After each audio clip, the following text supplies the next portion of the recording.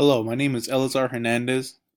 I am currently a student at the University of North Texas. What I'm going to be speaking on today is a study that I have based on at my job regarding the customer service department that we have.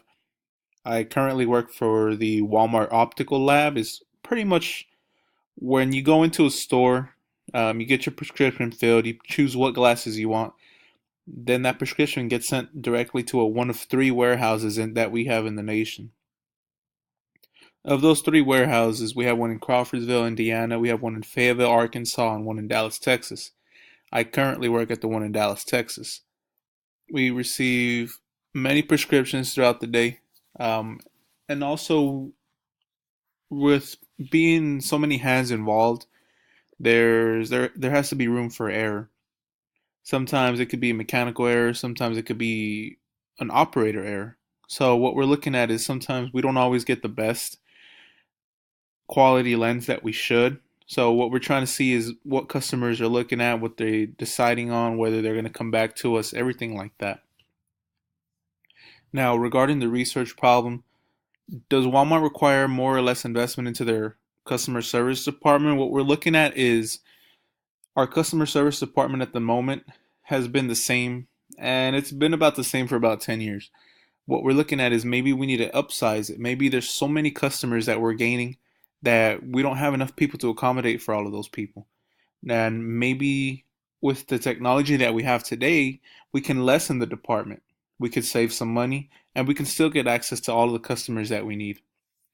When we're studying and addressing the problem, there at the moment there hasn't been any sort of research done behind this. I'm kind of like the first to pioneer it.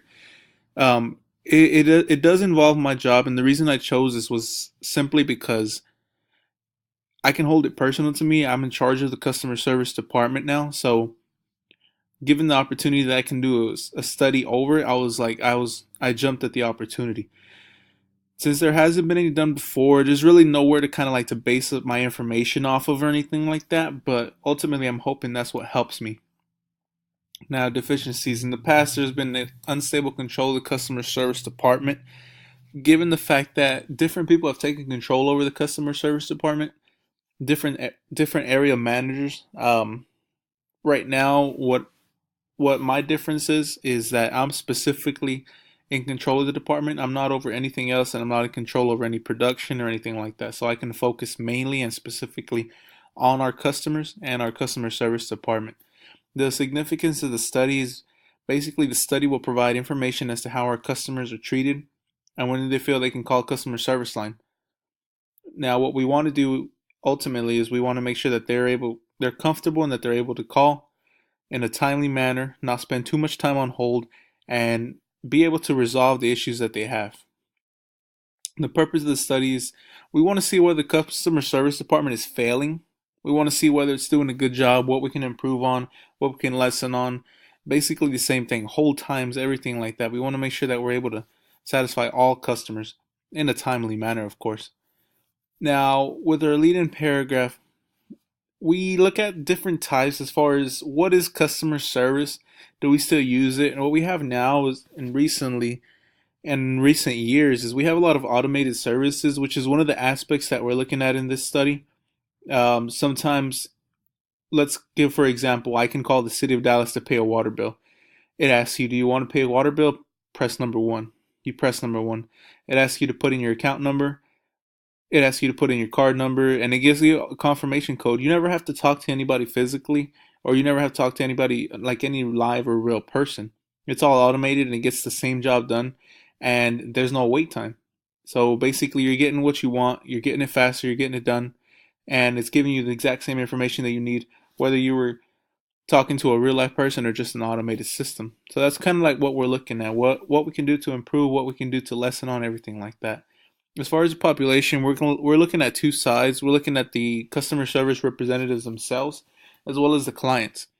Now, both have a very important part in this study. What we're looking at is the clients themselves are going to give us the feedback as far as like online.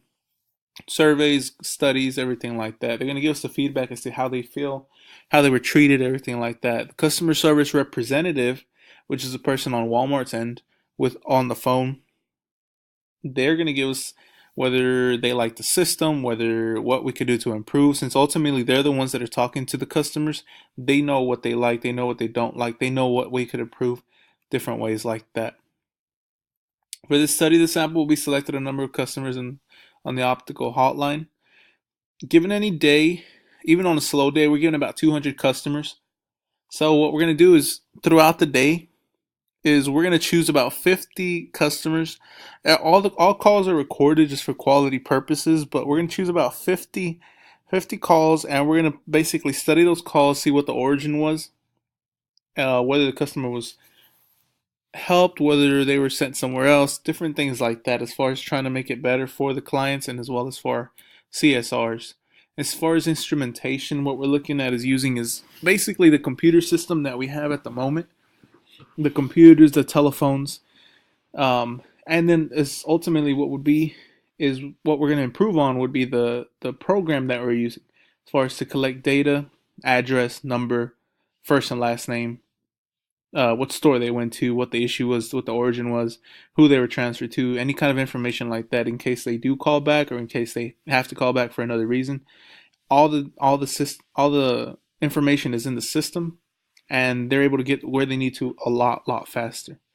As far as the data collection, the program what it's going to do is it's going to let you input the name, telephone number, address, all the basic information in case they ever call back. What it'll also do is process the times as far as hold time, how long the customer was on hold until they got to a CSR, a customer service representative. Once they were actually talking to a customer service representative, how many times and how long they were placed on hold again after that. Because that's one thing we want to minimize, having the customer on hold. Different information as far as how long the entire call took, what the origin of the call was, all the information like that. That way they can be provided with all the information that we need in order to conduct our study and basically see where we can improve on. As far as data analysis, based on the information that's collected from the customer service as well as the customer service representative, the information will be processed. And basically, what's going to happen is we're going to look at that information. We're going to look at the hold times. We're going to look at everything like that.